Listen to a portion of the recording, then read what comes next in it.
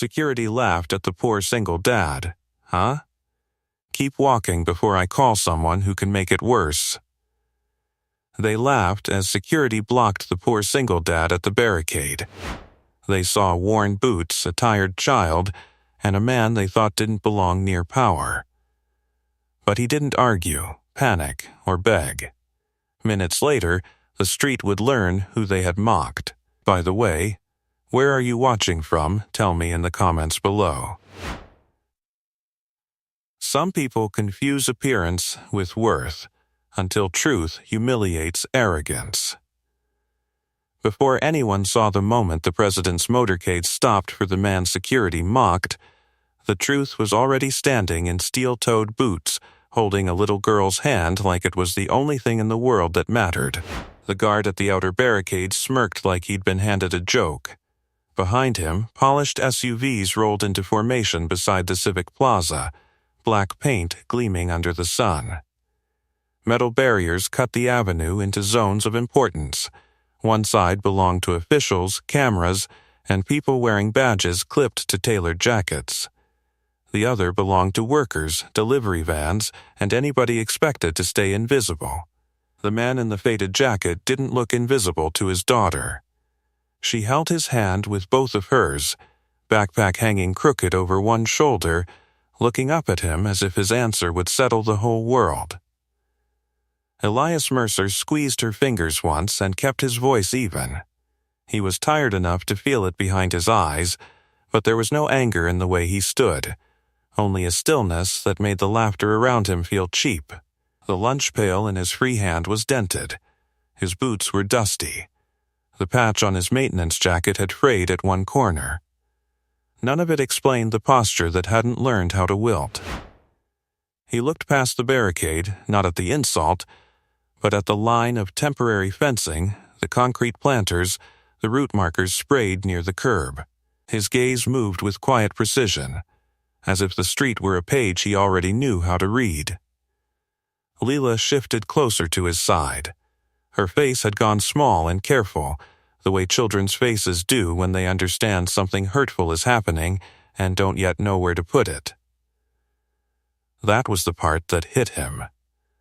Not the guard's contempt, not the snickers from two contract officers near the press lane. It was seeing his daughter learn, in real time, how quickly strangers measured human worth by a pair of worn sleeves. He bent slightly, enough to bring himself nearer to her eye level. The plaza smelled like hot concrete, engine exhaust, and roasted nuts from a cart pushed blocks away from the perimeter. Sirens muttered in the distance. Helicopter blades thudded faintly overhead. "You stay right by me," he said. She nodded. "I am." That studied him more than anything else. Elias had spent the last 3 years building a life out of smaller rooms, tighter budgets, and promises he never let himself break. Up before dawn. Work orders all day. Pickup after school. Cheap dinners that still felt warm because Leela laughed over them. The city had given him a maintenance route through the government plaza because nobody in power noticed who kept the pipes, lights, and service corridors working beneath marble buildings.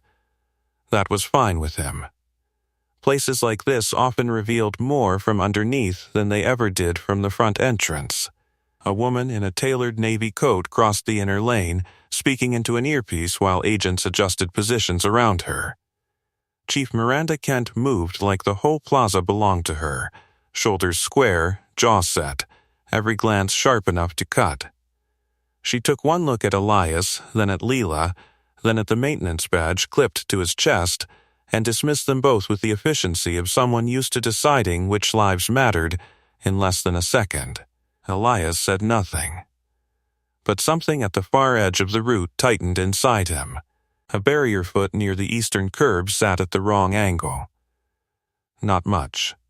Barely noticeable. Yet it was enough to interrupt the clean geometry of the perimeter.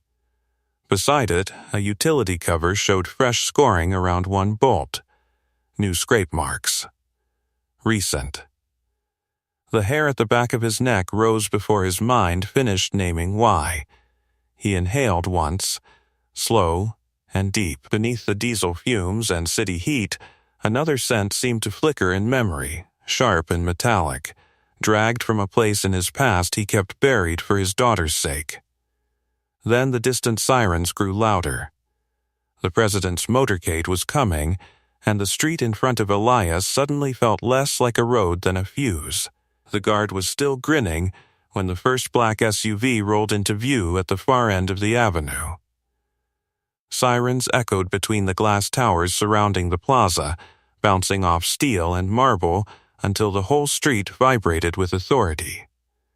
Engines growled in a low, synchronized rhythm that felt almost mechanical, like a moving wall of power advancing toward the barricade. Elias Mercer didn't move. Leela leaned closer to his side, her small hand still locked around his fingers. "That's the president, right?" she whispered. "Yeah," he said quietly. "Are we supposed to be this close?" "Not usually." The guard overheard and snorted. "Don't worry, kid," he said, leaning on the metal barrier. "Your dad's not getting any closer than this. Nobody without clearance crosses here." Another officer nearby laughed under his breath. Maintenance guys always think their badges work everywhere. Elias said nothing. His eyes stayed on the street. The motorcade grew larger with every passing second, sleek armored vehicles gliding forward with deliberate precision. Secret Service agents stepped into position along the inner lane, hands resting near jackets, scanning rooftops and crowd lines. But Elias wasn't looking at the vehicles. His gaze was locked on the curbside infrastructure. That crooked barrier foot again, the utility plate beside it. Something about the spacing was wrong. Not loud wrong, not dramatic, just off. 3 inches, maybe 4. He shifted his weight slightly. The movement made the guard glance at him. "What part of stay back don't you understand?" the officer said. "I'm staying back," Elias replied calmly. His voice carried no irritation, no challenge, just fact. Leela looked up at him again. "You're thinking," she said. He blinked once. "What makes you say that?" "You get that face?" He almost smiled.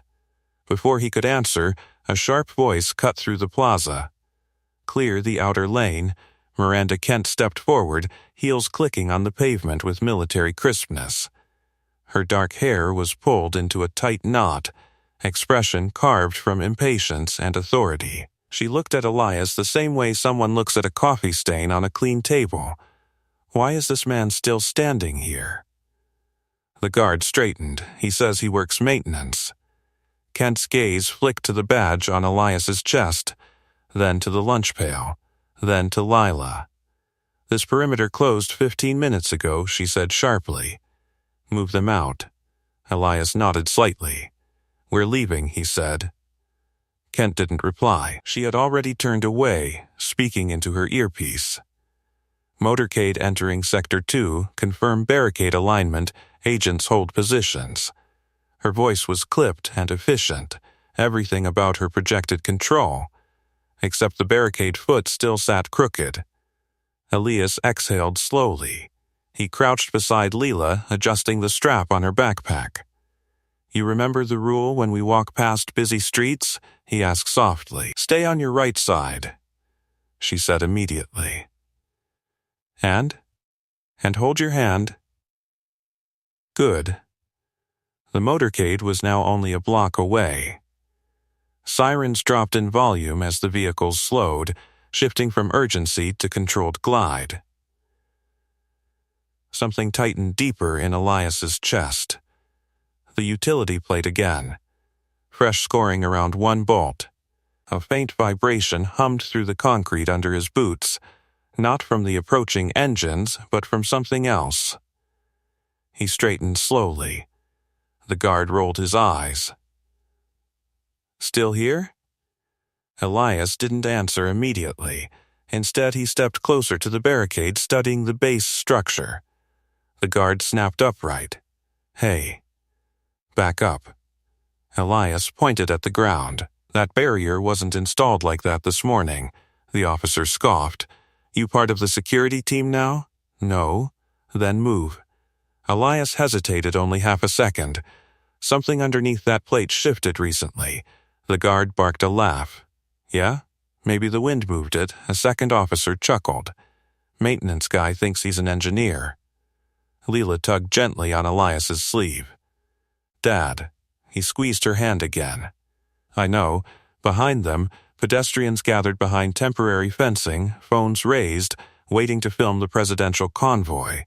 Camera crews adjusted tripods. Reporters whispered countdowns. Nobody noticed the crooked barrier. Nobody except the man security had just laughed at.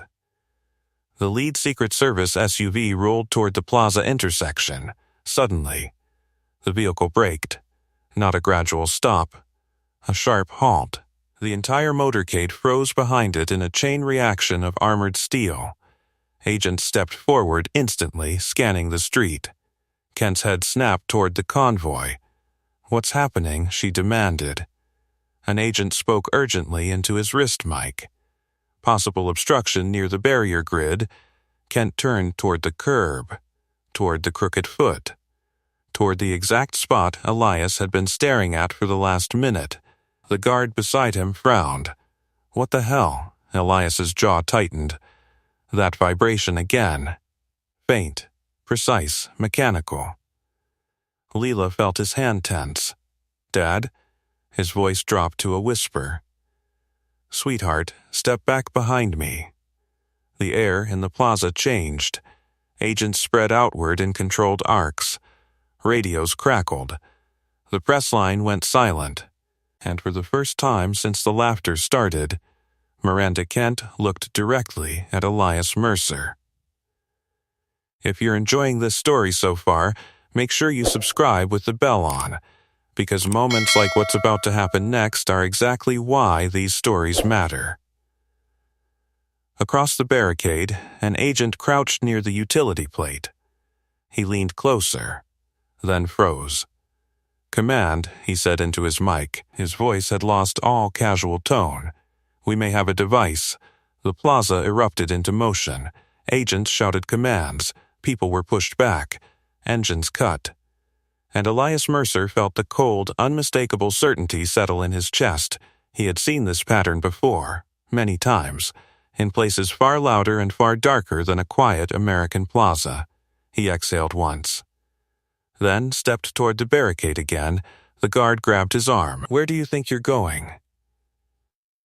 Elias didn't raise his voice, but his eyes had changed. Toward the problem, he said quietly. The guard's grip tightened around Elias's arm. Toward the problem? The officer repeated, You're not going anywhere near that. Across the barricade, agents were already forming a wider perimeter. Radios crackled with clipped urgency. The lead SUV's engine idled like a restless animal, while the rest of the motorcade sat frozen behind it in a line of silent armored steel. Leela pressed closer to Elias's side. What's happening? She asked softly. He kept his voice steady. Just stay behind me. Kent strode toward the barrier, heels striking the pavement in sharp beats.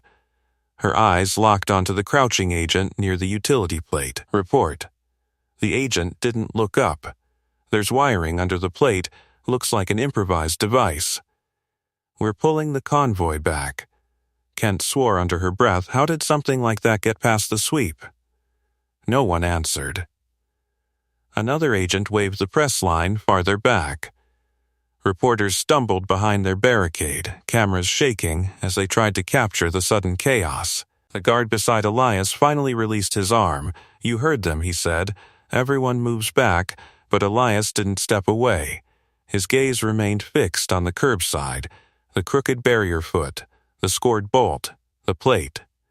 And the way the agent hovering above it wasn't touching anything, just staring.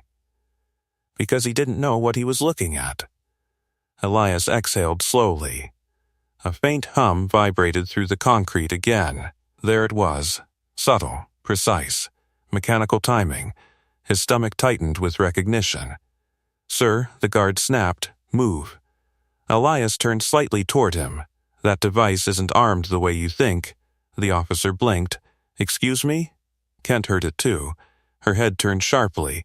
"What did you just say?" Elias didn't raise his voice. "That agent shouldn't touch the plate," he said calmly. A few nearby officers scoffed. "You serious right now?" One muttered. Kent stepped closer to the barricade. "And how exactly would you know that?" Elias hesitated for half a second, not because he doubted himself, but because speaking meant reopening a door he'd spent years closing. Behind him, Lila's small hand tugged his sleeve again. "Dad." He looked down at her. The fear in her eyes was quiet but unmistakable. That decided it. He crouched in front of her. "Remember the rule when things get loud?" he asked. She nodded. "You stay right here and listen to the officers." Okay, he stood again. Kent was watching him now with open irritation. "You have 5 seconds to step away from this barricade," she said coldly. Elias gestured toward the plate. That device was planted using the maintenance access under the barrier grid. An agent frowned. "How would you?" "It's not pressure-triggered," Elias continued calmly, "and it's not a timer." Kent crossed her arms. "Oh, this should be good," the guard next to him snorted. "Let me guess," he said. "You watched a documentary once." Elias ignored him. His eyes stayed on the utility cover. "The vibration you're hearing isn't from the motorcade," he said quietly. "It's a signal loop." That caught someone's attention. The crouching agent looked up. "Signal loop?" Elias nodded once. "Remote trigger system." The plaza went still. Kent's expression hardened. "You're speculating." "No," Elias said.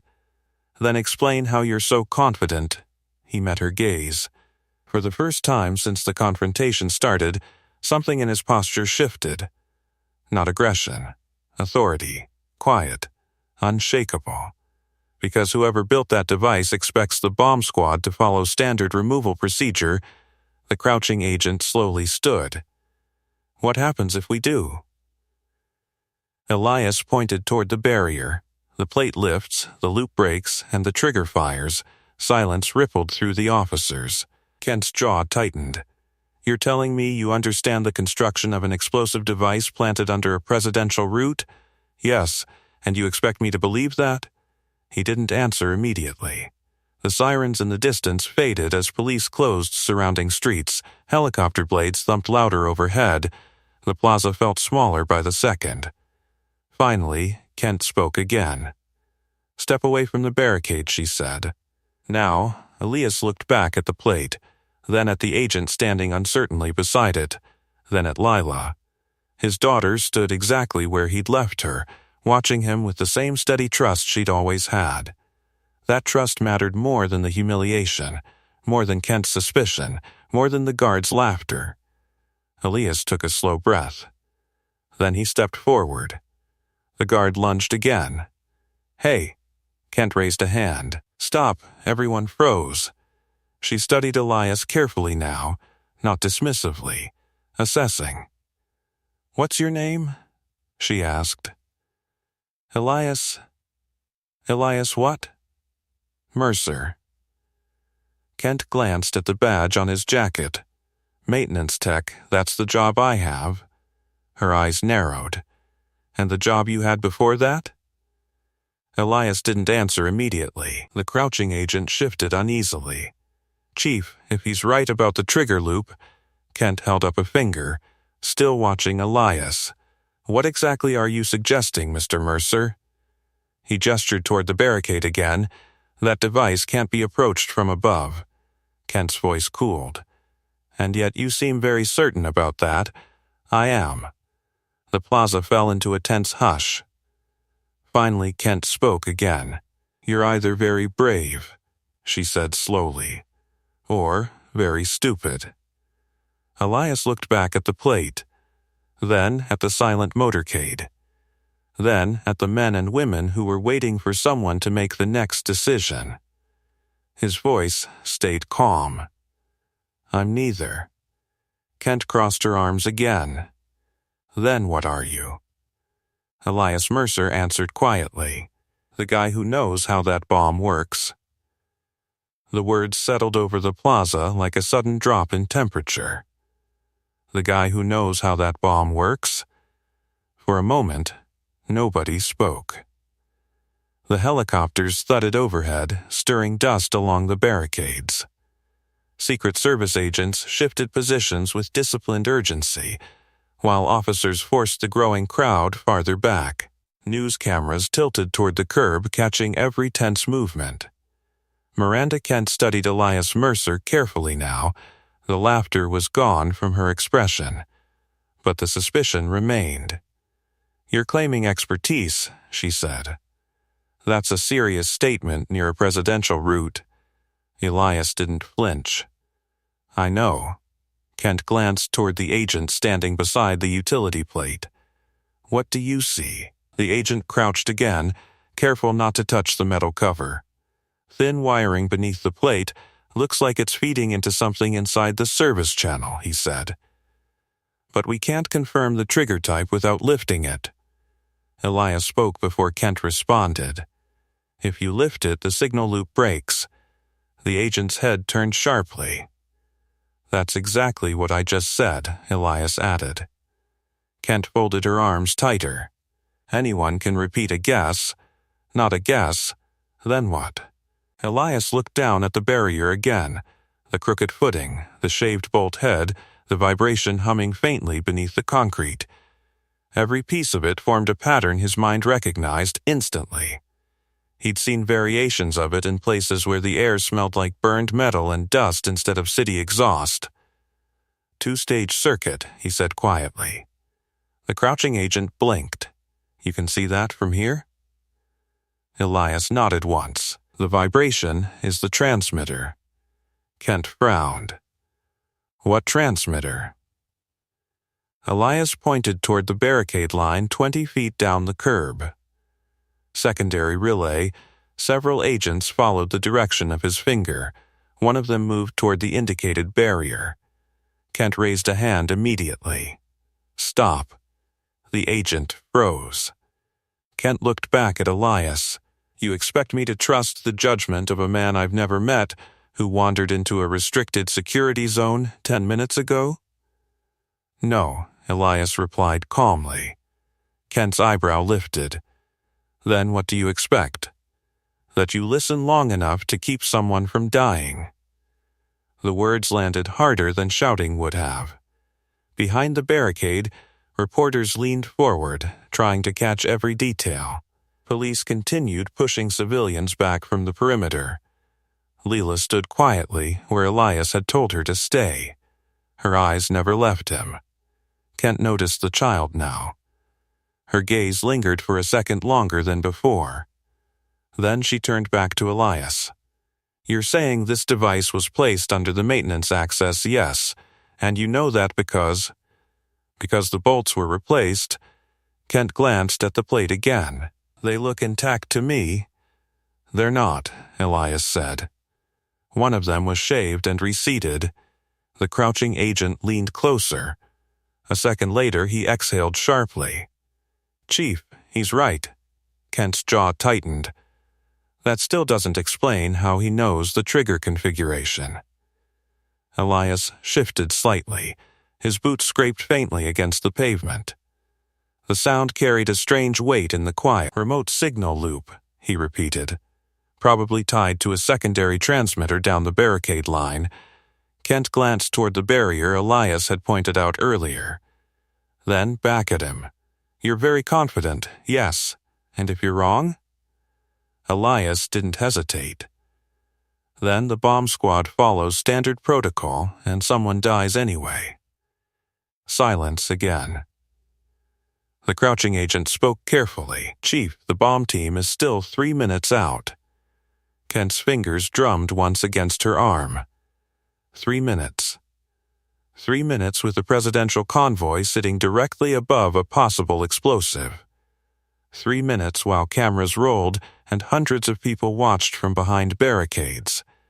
3 minutes for a remote trigger operator to decide the moment. Kent looked at Elias again. You still haven't explained something. What's that? How a maintenance technician knows anything about explosive trigger systems. Elias exhaled slowly. The smell of heated pavement drifted through the air. His mind flickered through images he rarely allowed himself to revisit: dust storms, desert roads, metal shells buried under broken asphalt. Places where hesitation cost lives. He met Kent's gaze. I used to disarm them. Kent didn't respond. The agent beside the plate did. You what? Explosive ordnance disposal, Elias said. The plaza seemed to contract around the words. Kent studied him again, this time not as an inconvenience, as a variable. How long? 10 years. The crouching agent straightened fully now. Chief, if that's true, Kent raised a hand. Her eyes remained locked on Elias. Why are you working city maintenance? Elias didn't answer immediately. Behind him, Leela shifted slightly.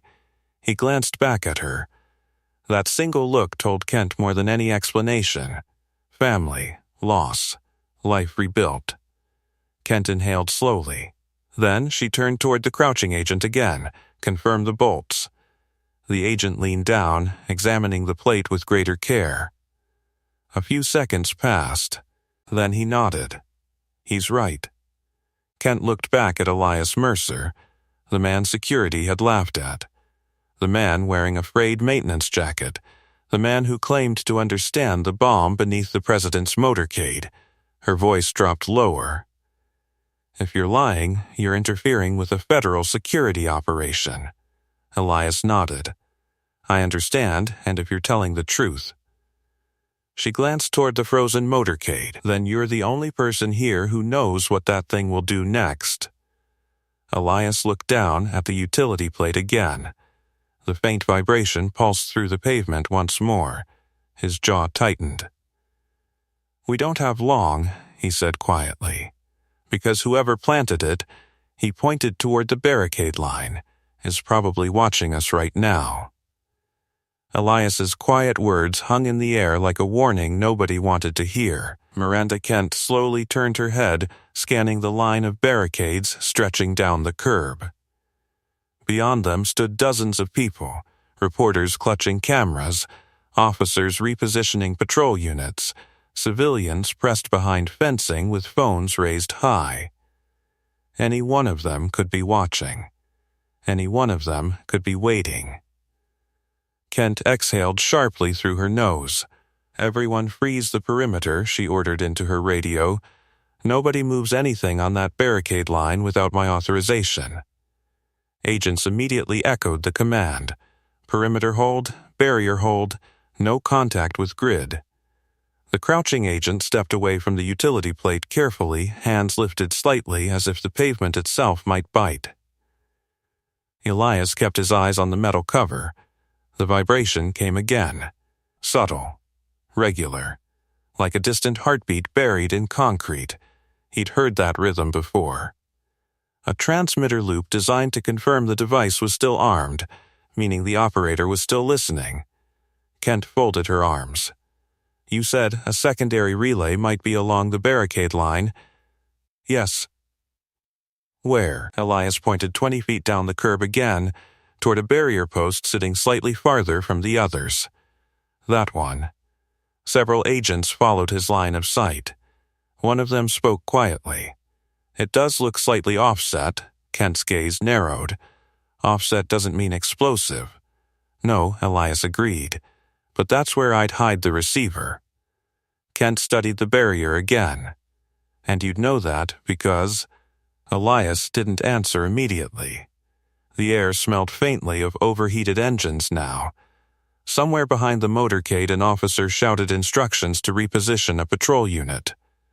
He finally said, because it's the safest place. Kent frowned. Safest for who? For the person triggering it, the crouching agent looked back toward the barricade Elias had indicated. If he's right about the relay, Kent cut him off. We don't know that yet. Elias's voice stayed calm. You don't need to move it. Kent turned back toward him. Then how do we confirm? He pointed to the base of the barrier. Look for a micro-antenna. The agent blinked. A what? Small receiver node, Elias said. Usually no bigger than a pen tip, Kent's eyes flicked toward the barricade again. Agent Morales, yes, Chief, approached slowly. Morales nodded and began moving down the curb. Each step seemed louder than the last. The entire plaza watched. News cameras zoomed in. Civilians held their breath. Leela's fingers curled around the strap of her backpack as she stared at her father. Morales knelt beside the barrier. He leaned closer. Silence stretched across the street. Then he spoke quietly into his mic. Chief. Kent's voice sharpened. What do you see? Morales angled his flashlight toward the base of the metal post. There's something here. Kent stepped forward. What kind of something? Morales leaned closer, then slowly turned his head toward Elias. A micro-antenna. The plaza erupted into murmurs. Kent stared at the barrier, then at Elias, then back at the device beneath the utility plate. For the first time since the crisis began, doubt cracked her certainty. You identified both components from 30 feet away, she said. Elias shrugged faintly.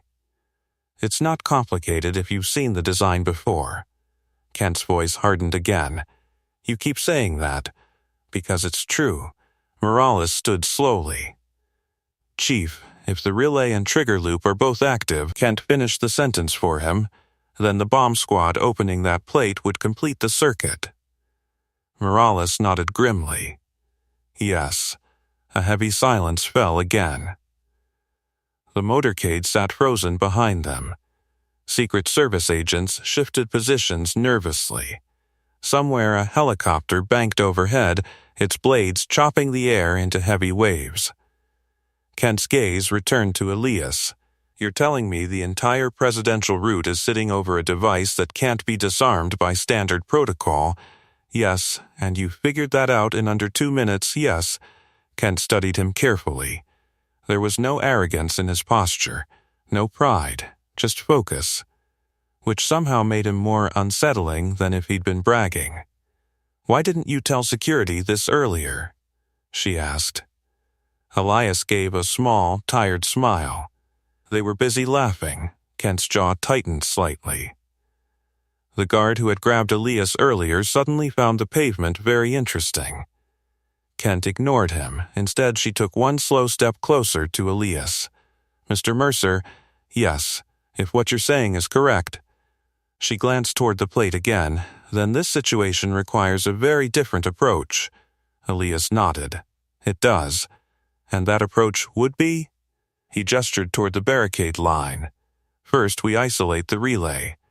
Kent frowned. That means moving the barrier. Not removing it. Morales looked uneasy. That still risks triggering the signal loop. Elias shook his head. Not if you interrupt the transmission first. Kent crossed her arms again. And how exactly do you propose doing that? Elias lifted his dented lunch pail slightly. Kent blinked. You're joking. No, you're telling me the solution to a presidential explosive threat is inside a maintenance lunchbox? Elias didn't answer immediately. Instead, he unclipped the worn metal latch. The lid opened with a soft metallic click. Inside were tools, simple ones, wrenches, a voltage tester, coiled wire. Kent stared. You expect me to believe you can neutralize a bomb with plumbing tools? Elias closed the lid halfway again. They're not plumbing tools. Kent folded her arms tighter. Then what are they? He looked back toward the utility plate, then toward the relay barrier, then toward the silent motorcade, and finally at Miranda Kent. They're the only tools here that won't trigger the device. He paused, then added quietly, and we're running out of time. If this moment already has you on the edge of your seat, subscribe with the bell on, because the next decision is going to change everything. Miranda Kent stared at the dented lunch pail like it had personally offended her. You're asking me to trust national security to a toolbox, she said flatly. Elias didn't react to the tone. "I'm asking you to keep that plate closed until the signal stops," he replied. Behind them, the plaza remained frozen in controlled chaos. Agents held their positions. The motorcade idled silently. Reporters whispered into cameras while officers forced the last civilians farther from the barricades. Kent's eyes flicked toward the relay barrier again. Agent Morales still stood beside it, careful not to touch the metal post. "If that antenna is the receiver," Kent said slowly, "then whoever planted the device is still transmitting." "Yes. And if they see us interfering, they might trigger it." Kent exhaled sharply. "That's exactly what I was afraid you'd say." The vibration pulsed faintly beneath Elias's boots again. Still steady. Still armed. He knelt briefly, opening the lunch pail fully this time. Inside were tools worn smooth by years of work. A compact multimeter, insulated pliers, a small coil of copper wire carefully wrapped around a screwdriver handle. Kent watched him with open disbelief. "You carry electronics equipment in your lunchbox? Sometimes pipes aren't the only thing that need fixing." Morales glanced between them. "Chief, if he's right about the signal loop, interrupting the transmission might stall the trigger." Kent looked at the relay barrier again. "And if he's wrong?"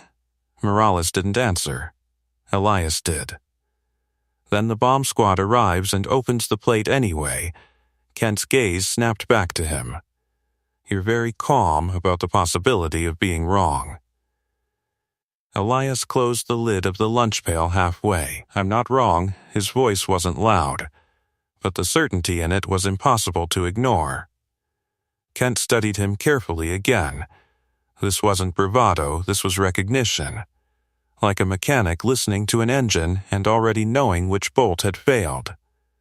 She turned slightly toward Morales. "Bomb squad ETA? 2 minutes." Kent cursed quietly. 2 minutes meant the convoy would remain sitting above the device. 2 minutes meant the trigger operator had time to panic. Or decide. Kent looked back at Elias Mercer. "You said the relay barrier is transmitting, yes, and you believe you can interrupt that signal, yes, with those tools, yes." Kent rubbed her temple briefly. The helicopters overhead seemed louder now. The plaza smelled of tension and exhaust. She lowered her hand. "Explain." Elias pointed toward the relay barrier. "The antenna's receiving signal from a remote transmitter." Morales nodded slowly. "That matches what we're seeing." Elias continued. "If we ground the receiver, the signal collapses." Kent frowned. "Ground it how?" Elias lifted the coil of copper wire. "Direct line to the barrier frame." Morales leaned closer. "That could short the antenna." Kent crossed her arms again. "Or complete the circuit." Elias shook his head. "Not if it's done from the right point." Kent stared at him. "You keep saying things like that because they matter." She stepped closer to him now, lowering her voice. "You understand that if this goes wrong, it's not just your life on the line." Elias glanced briefly toward the motorcade. He knew exactly who sat inside one of those armored vehicles. He also knew the dozens of agents surrounding it, and the hundreds of civilians still within blast radius. "Yes," he said quietly. Kent studied his face. No fear, no hesitation, just focus, and something else she couldn't quite name. Responsibility. Finally, she looked toward Morales again. "What's the alternative?" Morales swallowed. "Bomb squad protocol would require lifting the plate." Kent closed her eyes for a second. Exactly what Mercer warned against. She opened them again. "Agent Morales, yes, Chief. You will not touch that relay barrier unless instructed, yes, Chief." Kent turned back to Elias. "You get 30 seconds." Morales blinked. "Chief, 30 seconds," Kent repeated. The plaza seemed to tighten around the decision. Elias nodded once. "That's enough." He picked up the lunch pail and stepped toward the barricade. The guard who had mocked him earlier instinctively moved aside. This time, no one laughed. Leela watched him go with wide eyes. "Dad." Elias glanced back at her. "Stay with the officers," he said gently. She nodded. He turned back toward the relay barrier. Morales stepped aside as Elias approached. The antenna was barely visible at the base of the metal post, a tiny silver pin no larger than a grain of rice. Elias crouched slowly, every movement deliberate, careful. Kent watched from 3 steps away. "How long?" she asked quietly. 10 seconds, the vibration under the pavement pulsed again, stronger this time. Elias slid the copper wire from the screwdriver handle. One end touched the barrier frame. The other hovered near the antenna node. Morales whispered under his breath, "Please let this work." Kent didn't speak. The plaza had fallen into absolute silence. Even the reporters stopped talking. Elias steadied his hand. The copper wire brushed the antenna tip. For half a second, nothing happened. Then, the vibration under the pavement stopped. Completely. Elias exhaled slowly. Morales stared at the ground. Signals gone. Kent blinked. "You're certain?" Morales checked his scanner again. No transmission. Elias stood. "That buys us time." Kent looked toward the utility plate. The device beneath it was now silent, dormant, not safe, but no longer connected. She turned back to Elias Mercer, the maintenance worker security had laughed at, the man who had just disabled a remote trigger using tools from his lunchbox. Kent spoke quietly. "Who exactly are you?" Elias didn't answer her question immediately. The sudden silence beneath the pavement had changed the atmosphere of the entire plaza. For the first time since the motorcade stopped, the faint vibration was gone. The ground felt still underfoot, as if the street itself had taken a breath. Agent Morales continued staring at his scanner. "No signal," he repeated quietly. "Receiver's dead." Miranda Kent kept her eyes on Elias. "Who exactly are you?" she asked again. He wiped his hands on a rag pulled from his jacket pocket. The gesture looked ordinary, something a maintenance worker might do after tightening a pipe valve. But the steadiness in his movements told a different story. "Someone who used to deal with problems like this," he said. Kent folded her arms. "That's not an answer. It's the one I've got." Morales glanced between them. "Chief, if the relay's grounded, the trigger can't fire remotely anymore." Kent nodded once. "Which means the device underneath that plate is now isolated." Morales swallowed. "And still very real," the reminder hung heavy in the air. Because the bomb was still there. The motorcade was still parked over it. And the bomb squad was still seconds away from arriving. Elias closed the lunch pail and clipped the latch again. Kent watched him carefully. "You interrupted a remote signal system in under 10 seconds, she said. "You identified a relay antenna from 30 feet away. You predicted the trigger configuration without opening the device." He shrugged faintly. "You get used to the patterns. That's not something a city maintenance worker gets used to, no." Kent stepped closer. "So let me try again," she said. "Who exactly are you?" Elias looked past her toward Lila. His daughter was standing beside 2 officers now, clutching the straps of her backpack, eyes locked on him with quiet trust. He sighed softly. "I used to be Army-O'd." Morales blinked. "Explosive ordnance disposal?" Elias nodded. Kent's expression sharpened. "For how long?" 10 years. Morales let out a low whistle. "That explains the signal loop." Kent ignored the comment. "Rank?" "Staff sergeant." "You retired?" "Eventually." Kent tilted her head slightly. "That's an interesting word choice." Elias didn't elaborate. A convoy of white bomb squad vans screeched to a halt at the far end of the plaza. Technicians jumped out immediately, pulling equipment cases from the rear doors. Kent glanced toward them. "They're here." Morales spoke quietly. "Chief, if Mercer's assessment is correct, we can't follow standard protocol." Kent nodded once. "I'm aware." The bomb squad leader approached quickly, helmet tucked under one arm. "Chief Kent," he said, "we've got a possible device under the utility plate?" Kent gestured toward the ground. "That's correct." The technician looked down. "Remote trigger?" Elias answered before Kent could. "Was remote?" The technician frowned. "Was?" Elias lifted the lunch pail slightly. Receivers grounded. The bomb tech stared at him. "You're telling me someone already disabled the transmitter?" Morales nodded toward Elias. "He did." The technician blinked again. "Who's he?" Kent answered this time. "Former EOD." The technician's expression changed instantly. "What's your read on the device?" he asked Elias. "Two-stage circuit," Elias replied. "Pressure failsafe under the plate." The technician crouched slowly. That would explain the loop. He examined the plate closely. A few seconds later he nodded. "Yeah, shaved bolt head." Whoever planted this knew what they were doing. Kent crossed her arms again. "So what's our next move?" The technician looked up. "Normally we'd lift the plate and disarm the primary charge." Elias shook his head immediately. "That triggers the failsafe." The technician paused. "You're sure?" "Yes." "How do we get to it then?" Elias pointed toward the service channel access 10 feet away.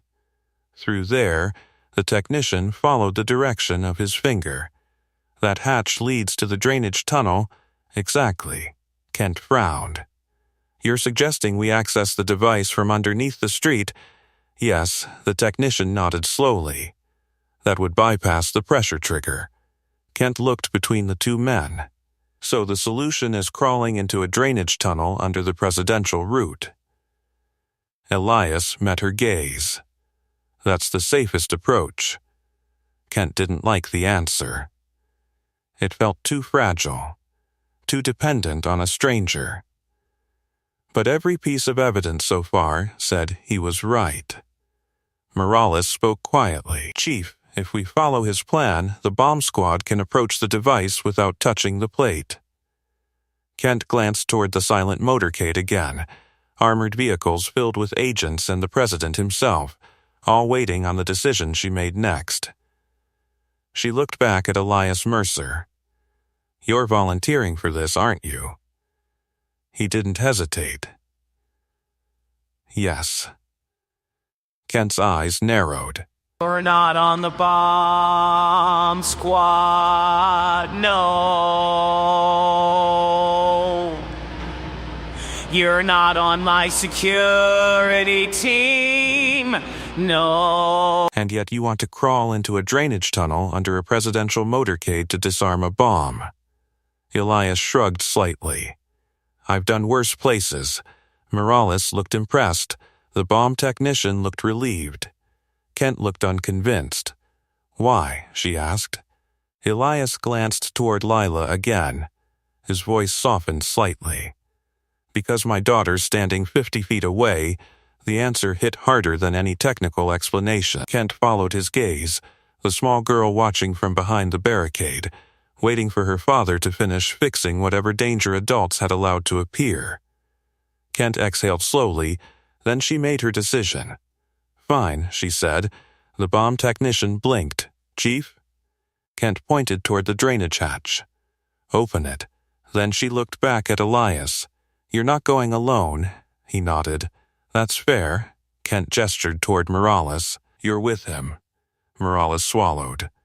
"Yes, Chief." Kent stepped aside as officers moved to pry open the service hatch. The metal cover screeched as it lifted. Darkness yawned beneath the street. Elias picked up his lunch pail again. Behind him, Lila whispered quietly, "Dad." He glanced back. Her voice trembled just a little. "Be careful," he gave her a small smile. "Always am." The drainage hatch groaned as officers pulled it open. Rust scraped against concrete, echoing hollowly through the narrow channel beneath the street. A rush of stale air drifted upward, carrying the smell of damp metal, standing water, and old concrete. Elias stepped closer to the opening and looked down. A narrow ladder descended into darkness. Faint light from the plaza spilled into the tunnel below, revealing a shallow channel where water trickled slowly along one side. Agent Morales stood beside him, adjusting the strap of his tactical vest. "I've crawled through worse places," Morales muttered, peering down the shaft. Elias nodded. "Same." Behind them, Miranda Kent supervised the perimeter with sharp efficiency. "Motorcade stays locked," she ordered into her radio. "Nobody approaches the barrier line unless I say so." Secret Service agents acknowledged immediately. Across the plaza, cameras continued recording. Reporters whispered urgently, trying to understand why the presidential convoy had frozen in place. But the focus of the entire security operation had shifted to a maintenance worker holding a lunch pail. Kent watched Elias closely as he knelt beside the hatch. "You understand the device is directly above this tunnel," she said. "Yes. And if you're wrong about the pressure failsafe, it won't matter," Elias said calmly. Morales gave him a sideways look. Comforting. Elias offered the faintest hint of a smile. Kent stepped closer, lowering her voice. "You interrupt the relay signal, crawl under the device, and disarm the charge. That's the plan. And if something changes?" Elias met her eyes. "Then you evacuate the plaza." Kent studied his face again. The calm still unnerved her. "You're very certain.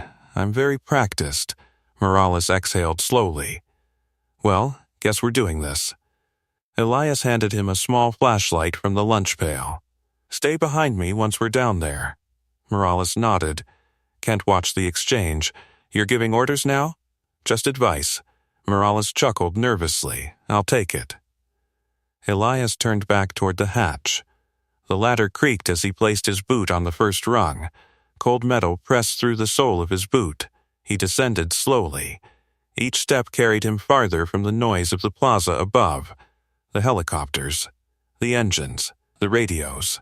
Down in the tunnel, the sounds faded into muffled echoes. Morales followed behind him. The ladder rattled slightly under their combined weight. 10 feet down, Elias stepped off onto the damp concrete floor. Water trickled through the drainage channel, reflecting the beam of Morales's flashlight in wavering lines. Morales dropped beside him. "Well," he said quietly, scanning the tunnel, "this is cozy." Elias looked up. Directly above them, thick concrete formed the underside of the street. Somewhere above that slab sat the utility plate. And beneath it, the device. Elias crouched, opening the lunch pail again. Morales knelt beside him. "You're really carrying everything you need in there? Everything that won't trigger the circuit?" Morales nodded slowly. "Right." Above them, faint footsteps echoed across the street surface. Agents moving, waiting. Elias pulled a compact voltage tester from the lunch pail and ran it along the concrete ceiling. A faint beep responded. "There," he said quietly. Morales aimed the flashlight. A small metal conduit ran along the underside of the slab. "That's the feed line?" "Yes." Morales swallowed. "So the bomb's directly above that?" "Yes." Morales stared at the conduit. "All right, what's next?" Elias pulled the insulated pliers from the lunch pail. "We cut the feed." Morales blinked. "That simple?" "No." Elias angled the flashlight upward. "There's a secondary line." Morales leaned closer. Sure enough, a thinner wire ran parallel to the conduit. "Failsafe?" Elias nodded. "If the primary feed drops suddenly, the failsafe triggers." Morales let out a quiet breath. "So we can't just cut it, no?" Elias pulled a small roll of insulating tape from the lunch pail. "We bridge the current first." Morales watched carefully. You've done this before. Elias didn't answer. Instead, he carefully wrapped the copper wire around the conduit and the secondary line, creating a temporary bypass. Morales watched the movements. Steady, precise, no hesitation. How many of these did you disarm overseas? Morales asked quietly. Elias paused, then said, Enough. Morales nodded. The tunnel grew quiet again except for the trickle of water. Above them, the entire plaza waited. Elias tightened the last loop of copper wire. Okay, he said. Morales held the flashlight steady. What now? Elias lifted the insulated pliers. Now we cut the feed. Morales swallowed. You're awfully calm for someone about to snip a bomb wire. Elias glanced at him briefly. I'm calm because I've already seen the worst version of this. Morales didn't ask what that meant. Instead, he focused on the wire. Elias positioned the pliers carefully. The metal jaws closed around the conduit. For a moment, the tunnel felt impossibly quiet. Then, snap. The wire severed cleanly. Morales held his breath. Nothing happened. The voltage tester beeped once, then went silent. Elias exhaled slowly. Primary charge disabled. Morales blinked. That's it? Almost. Morales frowned. Almost? Elias pointed upward again. There's still the secondary detonator. Morales groaned softly. Of course there is. Above them, faint footsteps echoed again. Miranda Kent and the entire security team were waiting for confirmation. Morales looked at Elias. So what do we do about that one? Elias reached back into the lunch pail. Same thing we do with every backup trigger. He pulled out a small precision screwdriver. Then looked up at the concrete ceiling again. We make sure it never gets the chance to fire. The flashlight beam trembled slightly in Morales's hand as he held it against the concrete ceiling. Secondary detonator, he repeated quietly. Please tell me that's the last surprise. Elias didn't answer immediately. He crouched lower beneath the conduit, studying the narrow line of wiring running across the slab. The secondary line was thinner, tucked almost invisibly beside the reinforced cable channel. Someone had built this carefully. Not rushed, not sloppy, precise. Whoever planted this knew what they were doing, Morales whispered. Yes, Elias said. Morales swallowed. That's not comforting. Elias slid the precision screwdriver between the wire clamps holding the secondary line against the conduit. The metal scraped softly, echoing down the damp tunnel.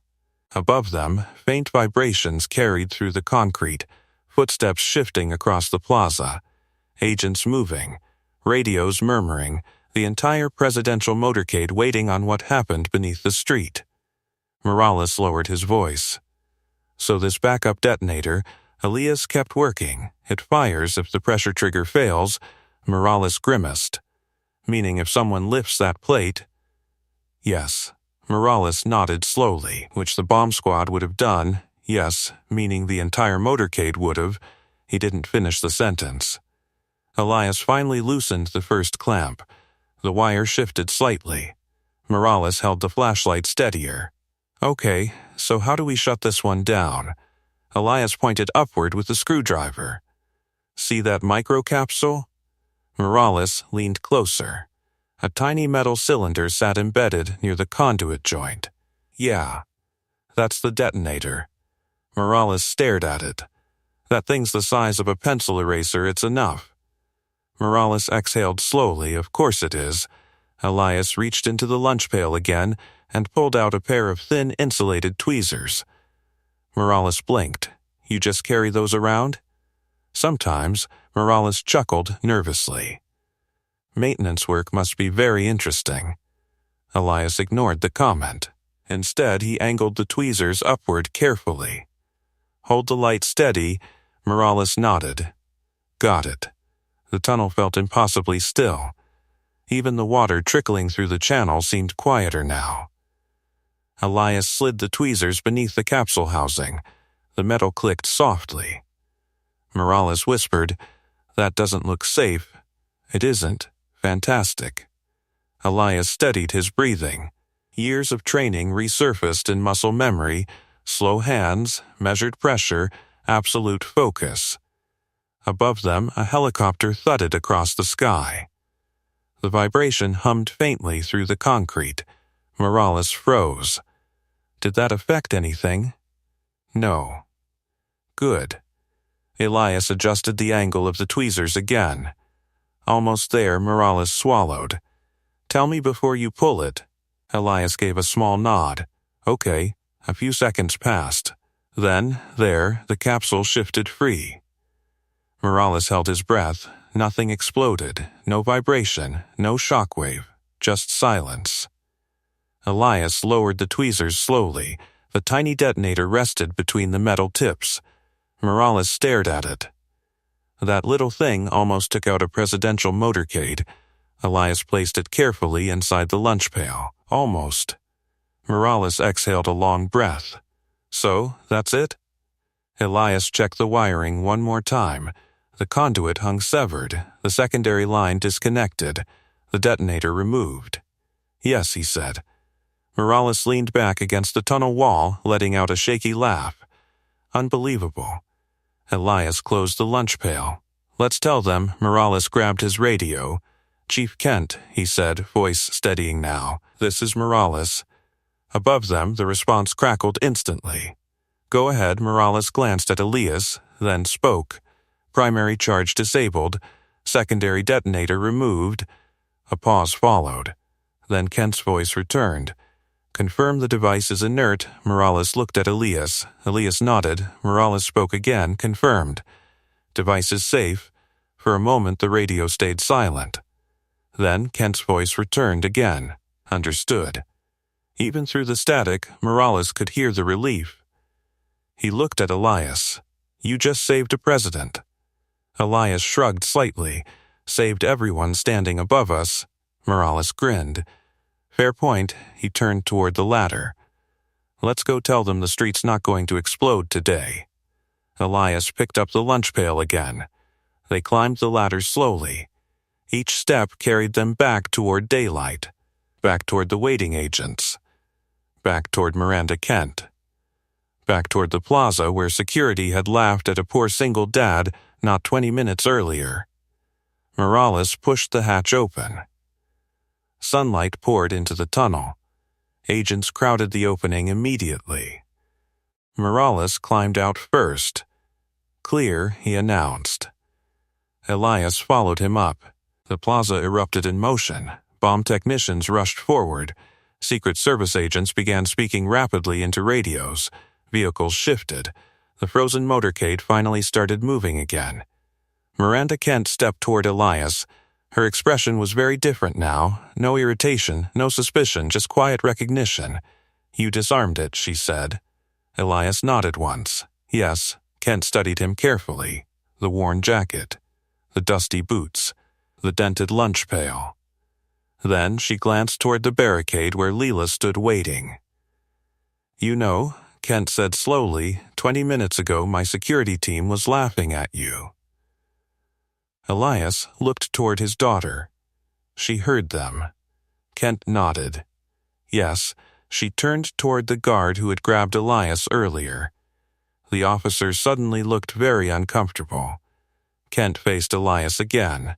"You just prevented the worst security disaster this plaza has ever seen." Elias shrugged faintly. "Just doing what needed doing." Kent watched him for another moment.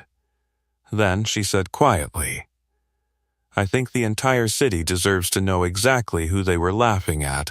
The plaza was no longer frozen. Engines restarted along the presidential convoy, and Secret Service agents moved with renewed urgency now that the threat had been neutralized. Radios crackled constantly as teams confirmed the device was disarmed and the perimeter safe. But, despite the movement, a strange stillness lingered around Elias. Because everyone near the barricade had seen it. The man they had laughed at had just walked out of a drainage tunnel and stopped a disaster. Miranda Kent stood a few feet from him, watching quietly. Bomb technicians moved past them quickly, kneeling at the utility plate and carefully removing the remains of the device for analysis. Secondary trigger confirmed. One technician called out. If that plate had lifted, the failsafe would have detonated. Another tech glanced toward Elias. That guy was right. Kent heard the comment. She didn't respond immediately. Instead, she turned toward the officers near the barricade. Clear a path. The officers stepped aside instantly. Across the barrier, Leela stood with 2 agents beside her. The moment the space opened, she ran toward her father.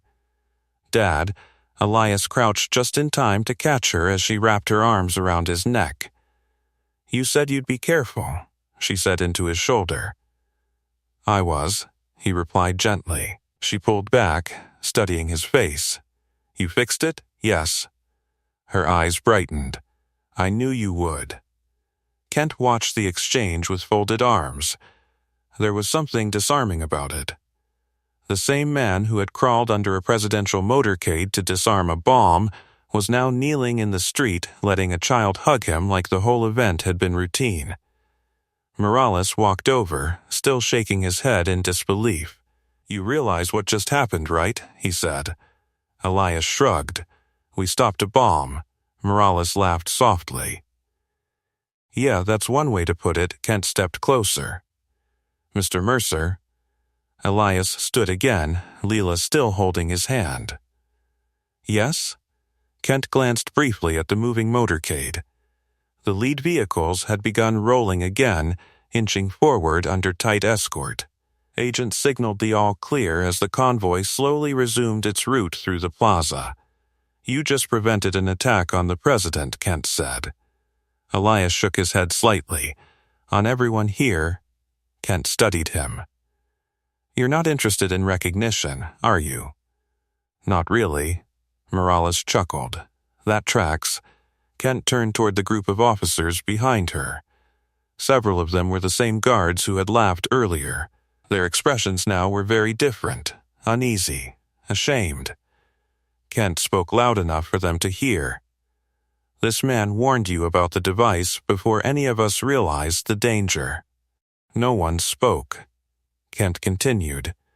"And instead of listening, you laughed." The silence deepened. The guard who had grabbed Elias earlier shifted awkwardly. Kent stepped closer to him. "What was it you said earlier?" she asked calmly. The guard swallowed. I don't remember." Kent's voice sharpened slightly. "I do." She turned back toward Elias. "You told him to move along because he was just maintenance." The guard looked at the pavement.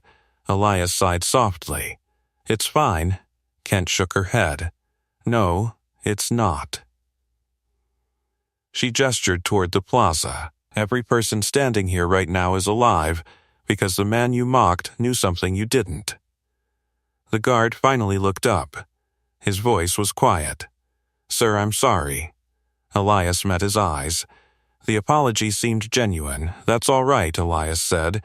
Kent studied him again. "You're very forgiving." Elias shrugged faintly. "I've been underestimated before." Morales laughed under his breath. "I bet." Across the plaza, reporters had begun shouting questions. Cameras pointed toward the barricade now. Word had already spread that a civilian had helped disable the device. Kent noticed the attention. "This situation is about to become very public," she said. Elias looked uncomfortable. "That's not necessary." Kent tilted her head. "Actually, I think it is."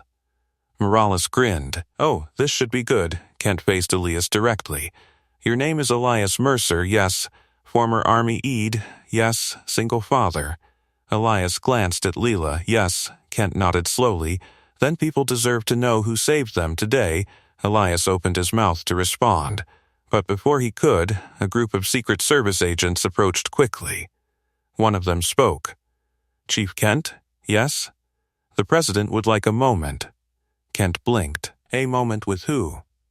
The agent gestured toward Elias. With him, Morales's eyebrows shot up. Well, that escalated. Elias shifted slightly. That's really not necessary. Kent gave a faint smile. I'm afraid it might be. The lead vehicle of the motorcade had stopped again. An agent opened the rear door. Cameras flashed wildly across the plaza. Leela looked up at her father. Dad. Elias sighed quietly. Yes? Is the president really coming over here? He glanced toward the vehicle. Then, back at her. Looks like it. Morales chuckled softly. You might want to keep that lunchbox. Kent folded her arms again. Something tells me the president would like to meet the man security laughed at, before his motorcade stopped. The plaza had gone quiet again, not the tense silence from earlier when everyone feared the street might explode. This was a different kind of quiet, the kind that spreads when hundreds of people suddenly realize they've just witnessed something extraordinary. The rear door of the presidential vehicle opened.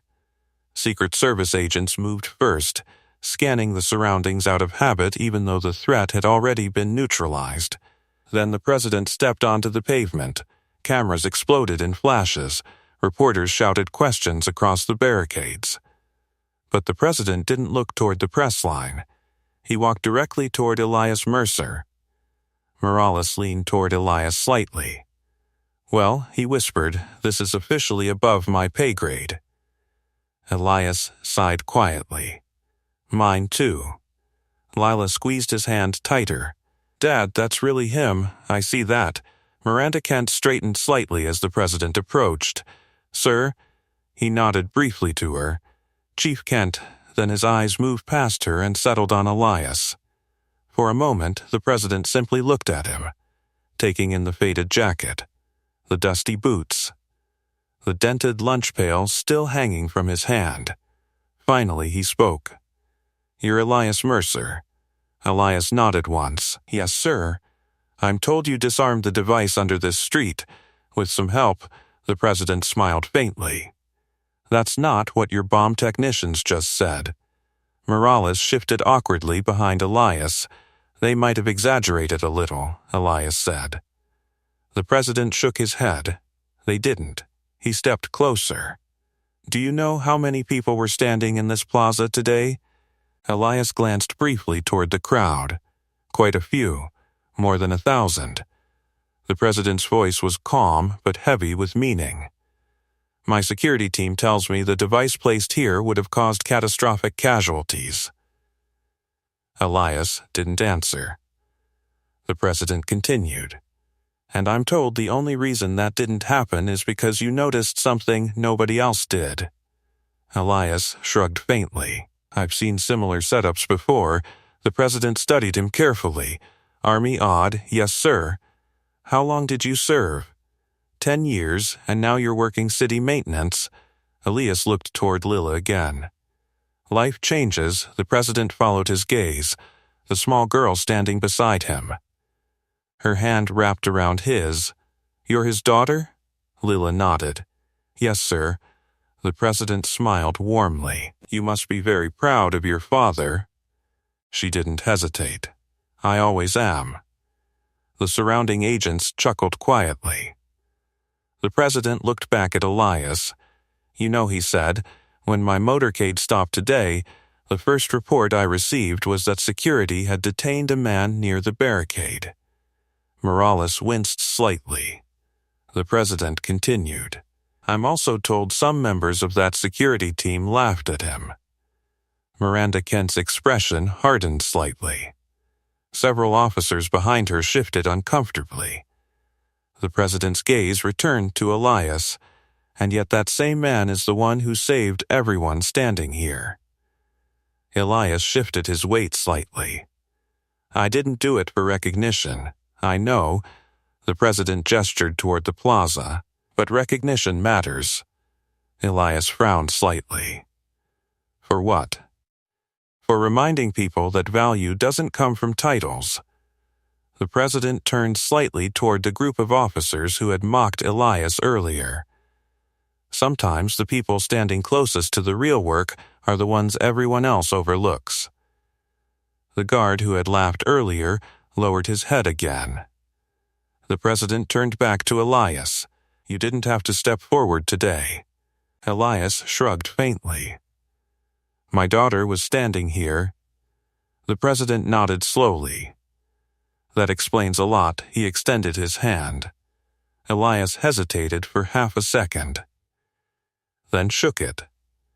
Cameras flashed wildly again. The image spread instantly across every lens in the plaza. A president shaking hands with a maintenance worker holding a dented lunch pail. "You know," the president said quietly, "I've shaken hands with generals, CEOs, diplomats." He paused slightly. "But today I think I'm shaking hands with the most important man in this plaza." Elias smiled faintly. "I doubt that." The president gestured toward Lila. "I don't." Lila beamed. Morales leaned toward Kent again. Security laughed at the poor single dad. Kent nodded quietly. And then the president's motorcade stopped. Morales chuckled. Poetic justice. Kent looked toward Elias Mercer standing beside his daughter. More like overdue respect. For a few minutes the plaza remained wrapped in flashing cameras and quiet amazement. The presidential motorcade had restarted, but not before the moment everyone present would remember long after the sirens faded, a president shaking hands with a man in work boots, a maintenance worker holding a dented lunch pail, a single father standing beside his daughter while the entire security perimeter watched. Eventually, the convoy began to roll again. Engines hummed to life, vehicles sliding back into formation with practiced precision. Secret Service agents moved with renewed calm now that the crisis had passed. But the atmosphere around Elias Mercer had changed completely. People weren't staring at him the way they had earlier. Before, the looks had carried amusement, dismissal. Now they carried something else. Respect. Miranda Kent stood nearby, watching the plaza settle. Bomb technicians finished securing the remains of the device, carefully packing the components into sealed containers for investigation. Officers reopened pedestrian paths, guiding crowds away from the barricades. The guard who had laughed earlier approached Elias slowly. His posture was different now, less rigid, less confident. "Mr. Mercer," he said quietly. Elias looked at him. "Yes?" The guard cleared his throat. "I wanted to apologize again." Elias gave a small nod. "You already did, I know." "But," the officer glanced toward Lila, "what happened earlier shouldn't have happened." Elias studied him for a moment. Then he said gently, "Everyone makes mistakes." The guard nodded, relieved but still embarrassed. "I'll remember today for the rest of my career." Elias smiled faintly. "That's probably a good thing." Nearby, Agent Morales leaned against the barrier with a tired grin. "I can't believe you walked into work today expecting to fix pipes," he said. Elias lifted the lunch pail slightly. "Still fixed something." Morales laughed. "That you did." Lila tugged on Elias's sleeve. "Dad? Yes, does this mean you're famous now?" Elias chuckled softly. "I hope not." But the president shook your hand. "Yeah, that's pretty famous." He crouched beside her again. "You know what's more important than that?" "What?" "That we still have dinner tonight." Her eyes brightened instantly. "Oh good, I'm starving." Morales laughed again. After disarming bombs, the man's biggest concern is dinner.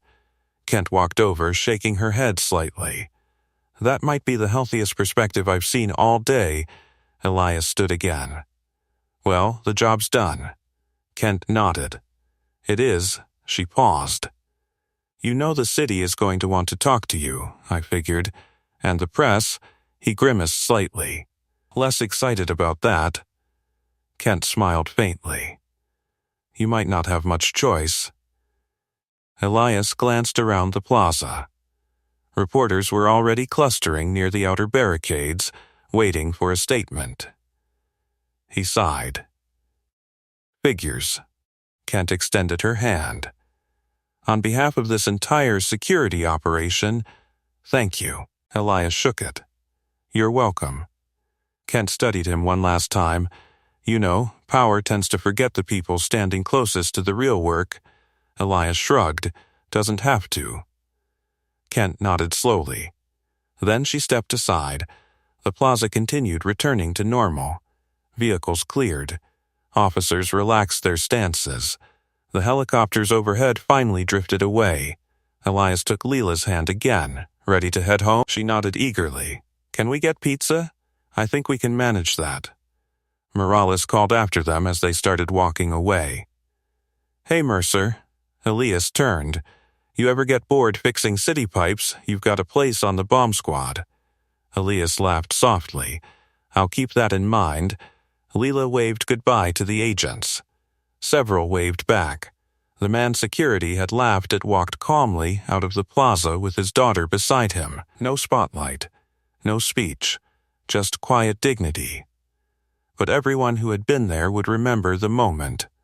The moment when appearances collapsed. When a poor single dad in work boots turned out to be the most capable person in the entire plaza.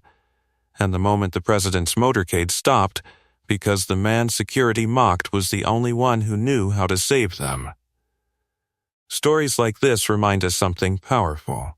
Respect shouldn't depend on wealth, titles, or uniforms. Sometimes the strongest people are standing exactly where power never bothers to look. So tell me something.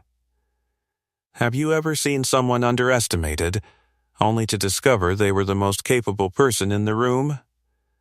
Ask me for the next story title. Subscribe and don't miss our next story. They mocked the janitor carrying his daughter until the hospital CEO heard his real name. Trust me, you'll feel it. And tell me in the comments, what injustice should we tackle next?